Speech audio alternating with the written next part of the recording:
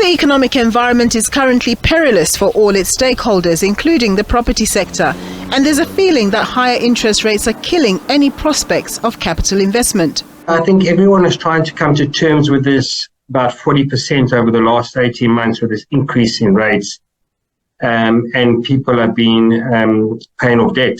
I mean, there hasn't really been any stimulus in the market because I think everyone's trying to reduce their debt through these high increased rates. And I think, whenever you're trying to get on top of things, the increase of another rate hike, it's making it even more and more difficult. While conceding that this is a tough time for consumers, one property executive points out that interest rate levels that we're currently enduring are not far from what South Africa has been used to over the years. If you look at the interest rates since the year 2000, the average interest rate over the last 23 years has been 10.5%. So at the moment, we're at 11.75. So if you look at that, it's only 1.25 above the average, which is 10% above the average. Us being at 7% during COVID was an unprecedented time. It was measures that were taken in dire straits.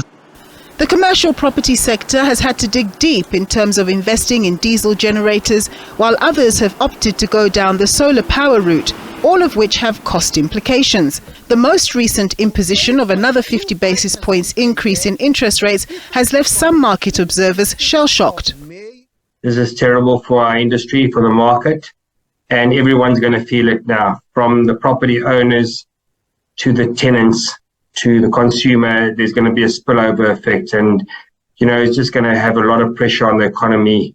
Growth is just not going to be there, and there's no ways we can try and create jobs in this environment.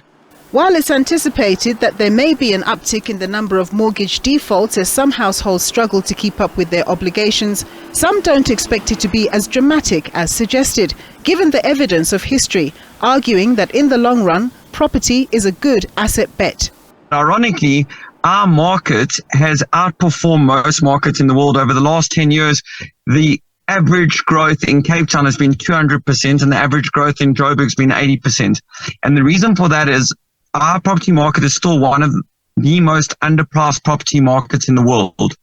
And when all of these bad things are happening, your only safeguard against all this madness is properties, because A, the properties should appreciate, and B, you can still get sustainable passive income.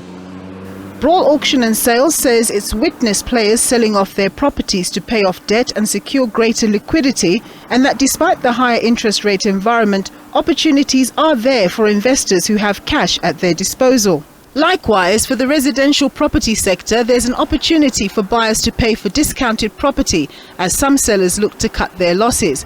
And ultimately, after interest rates have gone up, they must eventually also come down.